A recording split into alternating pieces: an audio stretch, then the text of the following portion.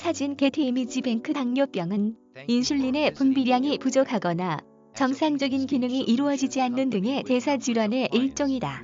혈중 포도당의 농도가 높아지는 고혈당을 특징으로 하며 고혈당으로 인하여 여러 증상 및 징후를 일으키고 소변에서 포도당을 배출하게 된다. 당뇨병은 제1형과 제2형으로 구분된다. 제1형 당뇨병은 이전에 소아 당뇨병이라고 불렸으며 인슐린을 전혀 생산하지 못하는 것이 원인이 되어 발생하는 질환이다. 보통 말하는 당뇨병은 제2형 당뇨병이다. 인슐린이 상대적으로 부족한 제2형 당뇨병은 인슐린 저항성을 특징으로 한다. 제2형 당뇨병은 식생활의 서구화에 따른 고열량, 고지방, 고단백이 식단, 운동 부족, 스트레스 등 환경적인 요인이 크게 작용하는 것으로 보인다. 이외에 특정 유전자의 결함에 의해서도 당뇨병이 생길 수 있으며 췌장 수술, 감염, 약제에 의해서도 생길 수 있다. 이런 당뇨병 환자에게 운동은 반드시 해야 하는 필수 조건이다. 미국 당뇨병 협회에 따르면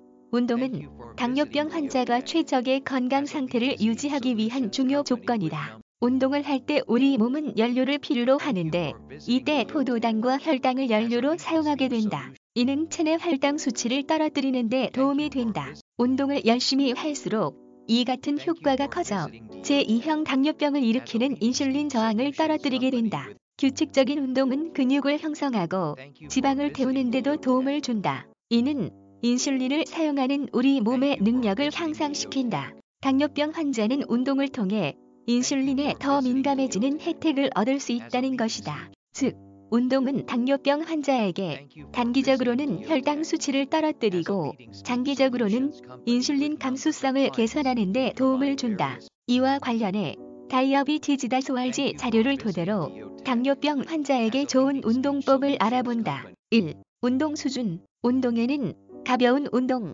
중간 강도 운동, 고강도 운동이 있다. 가벼운 운동은 준비 운동의 성격으로 5에서 10분 정도 맨손 체조, 천천히 걷기 등이 좋다. 중간 강도 운동은 유산소 운동이 권장되는데 빨리 걷기, 가벼운 조깅, 자전거 타기, 배드민턴, 탁구, 에어로빅 댄스 등이 해당된다. 본인의 운동 능력에 따라 하루에 서너 차례까지 해도 좋지만 힘들게 느껴지면 중간에 5분 정도 짧게 휴식 시간을 두는 것도 좋다. 너무 센 운동은 스트레스 호르몬을 분비시켜 오히려 혈당을 높일 수 있으므로 피해야 한다. 2. 운동 시간. 그렇다면 당뇨병 환자는 어떤 운동을 얼마나 해야 이 같은 개선 효과를 얻을 수 있을까? 미국 당뇨병 협회에 따르면 당뇨병 환자는 일주일에 중간 강도 운동을 150분 한다는 목표를 설정해야 한다. 평소 운동을 안 하는 사람이라면 150분이라는 시간이 부담스럽거나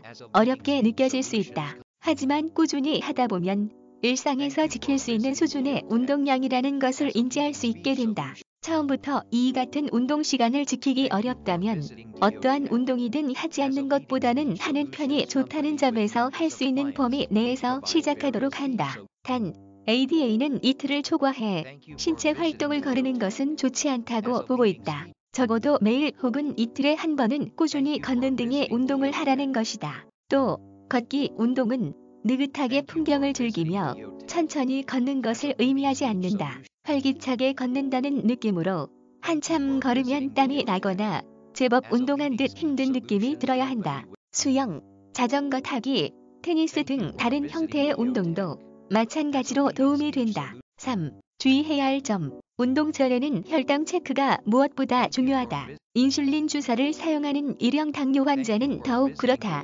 예를 들어 혈당이 낮은 90 이하일 때 운동을 하면 혈당이 계속 소비되면서 떨어져 저혈당 증상이 생길 수 있다. 따라서 가능한 식사 2시간 후에 운동을 하는 게 좋고 공복 상태에서는 운동하지 않도록 한다. 저혈당 증상이 생길 때를 대비해 사탕, 단 음료수 등을 준비한다. 반대로 혈당이 너무 높은 상태에서 운동하는 것은 대단히 위험하기 때문에 피해야 한다. 혈당이 300 이상인 경우 혈당이 더 올라가거나 혈중 케톤이 증가해 위험할 수 있으므로 운동을 삼가고 충분한 수분을 보충하는 것이 좋다.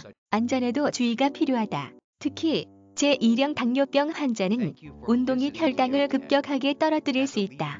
위험한 수준으로 혈당이 떨어지거나 저혈당증을 보이게 되면 생명을 위협하는 심각한 상황에 이를 수 있기 때문에 일형 당뇨 환자는 주치의와 충분히 상의해야 한다. 음식물 섭취와 인슐린 투여 등에 신경 쓰며 운동 계획을 잘 짜야 한다. 또한 운동 전후와 운동 중간 혈당 수치를 체크하도록 한다. 이와 함께 당뇨 합병증으로 말초신경 및 말초혈관 손상 합병증이 생긴 경우에는 운동에 더욱 주의해야 한다. 발이나 손에 상처가 생기거나 심할 경우 괴사가 일어날 수도 있으므로 피부 상태를 잘 확인하고 부드럽고 두툼한 양말과 잘 맞는 편한 신발 착용이 필요하다. 시력 저하 합병증이 생긴 경우에는 균형을 잃거나 넘어지고 다칠 수 있으므로 운동 시 보호자를 동반하거나 균형 유지에 어려움이 없는 운동으로 제한해야 한다. 당뇨병과 함께 다른 만성질환이나 중증질환 등을 함께 앓고 있는 사람 역시 주치의와 상의해 적절한 운동 계획을 세워야 한다. 또한 꾸준히 자신의 건강 상태를 점검해야 한다. 당뇨로 발의 감각이 둔해지면 통증을 잘못 느낄 수 있으니 운동으로 발에 무리한 부담을 주지는 않는지 체크해야 한다. 권순일 기자 KSTT70골뱅이 KORMEDI.com 저작권 C 건강을 위한 정직한 지식 코미디.com 무단전제 재배포 금지